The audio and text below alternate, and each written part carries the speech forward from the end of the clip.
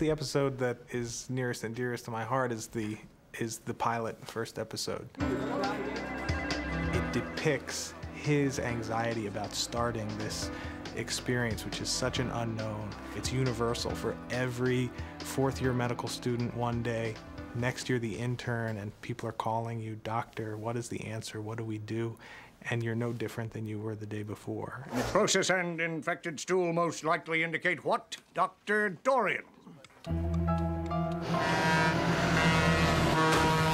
deer in the headlights, that gag was always funny on paper. But when we did it, it was like we were in tears. It was hysterical. Us in college, me with my flat top, Zach with his mullet.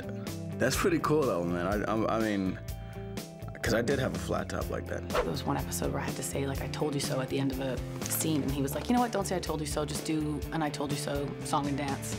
This is what I like to call my told you so dance.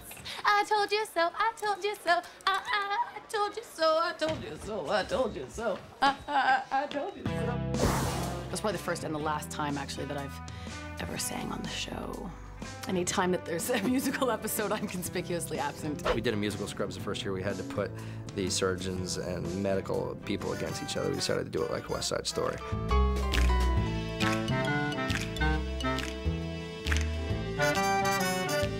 There's an episode where JD and Carla have developed a relationship. Give me that, Bambi. That's not a toy. Look, my name is not Bambi, okay? And their relationship gets strained by the fact that he's a doctor, she's a nurse. And they have like a really strong moment at the bus stop in the rain. You're a doctor, and you think that you're better than me because of it. Carla, I do not think... Admit it right now, I'll never respect you again. Okay, sometimes that's true. I like the one where I come onto the floor, the ICU, and everybody who's alive, when I come on, I want them to be alive when I leave. Listen up. I have been cursed to work the night shift with you chuckleheads, which means if you screw up today, I'm gonna hit you hard, I'm gonna hit you fast. It's really Sarah's episode. Our writers really found her character and didn't make her a cute little girl anymore, but this really unbelievably vibrant young woman. And there's this great moment in it where Sarah's walking past camera and Cox taps her on the shoulder and tells her to come here. And it's just great shot. If a movie director was here shooting it, it wouldn't have been any better. What part of Don't Say It did you not understand? Was it the don't, or was it the say it? Oh, and I like Help Me, Help You to Sarah. That's the end of a scene. Help me to help you. Help me to help you, Barbie. Help me to help you. Help me to help you. Help me to help you. Help you. Help me. Help me. Help you. Help me to help you. Help me. I should get to work. That would be lovely. One of my favorite moments from the first season is when Adrian Wenner was annoying Elliot and going whack whack whack whack, and that was totally spontaneous on the set.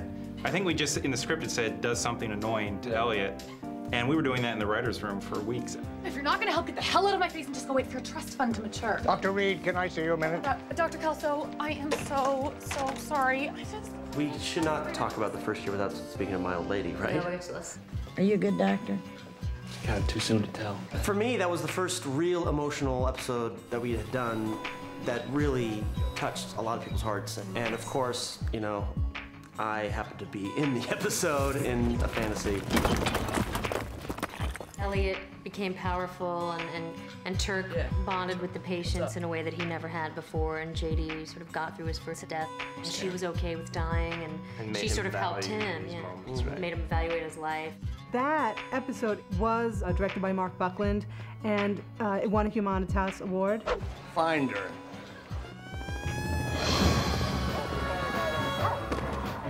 We had to go out into the parking lot and actually jackhammer a hole into the asphalt and dig a trench for her to emerge out of. And she comes out of the hole with her walker, you know, and that's when I realized this show is like completely different from anything I've been part of, you know.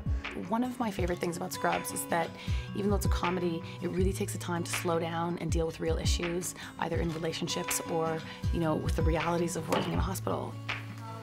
So we had an episode where we had to kind of live through and foreshadow JD and Elliot's romance, coming together, breaking up. We keep going back to the day that they spend their day in bed together, and they keep eating pizza, so the pizza becomes like a clock. The wheels are going down.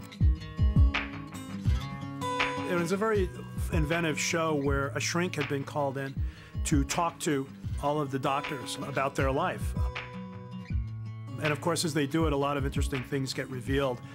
Relationships are so fragile. It just takes one thing, one tiny little offense, and it can snowball on you. And it was very interesting. At one point, we had talked about, in order to get the show down, to cut it down. And I really admired Bill when he said, I'm not going to do this to the actors. They nailed these things, they worked hard on them, and I'm not going to cut them up and not keep them intact. So we still haven't been able to cut it down, because we still have to cut shows down in the end. And during the end of the first summer, we did a rerun of all the shows, and that one didn't get into the arc because we had a long show in our hands. I've always been so sure about everything in my life. I was sure that I wanted to be a doctor, and I was sure that I was going to be married by the time I was 25. But relationships, I always heard that when they were right, they were easy. That even when things got hard, that they were easy. I wonder what she looks like. Why am I always in your fantasies? We've had some unbelievable guest stars and cameos on the show. I know he's got an unorthodox way of doing things. Now, everybody deserves a second chance. Am I right? I say J.J. Walker was a big... Who are you? When you get to bring in these kind of pop culture, TV icons that we grew up with, it was exciting. I miss Jimmy Walker, man. For a while, I got a sense that Jimmy Walker was gonna be like my sensei. You got a problem, man. The fact that Carrot Top would come on and be a fantasy of what the world's most annoying person could be made me laugh. All right, welcome to the ICU! Brendan's my #1 draft pick, Brendan Fraser. He was terrific. You usually get uncomfortable hugging a guy right about now. Bring it, baby. Brendan's gonna do a show under one condition. He said, I want to do a 2 episodes so I can actually come up with a character. Me so cranky! Well, I'm not just playing Brendan Fraser, playing some swashbuckling version of himself. You're a little weird, aren't you? Just a little bit. To have John Ritter on the show was awesome. Dad? Hey, Mr. Dorian. Hey, boys, what's shaking?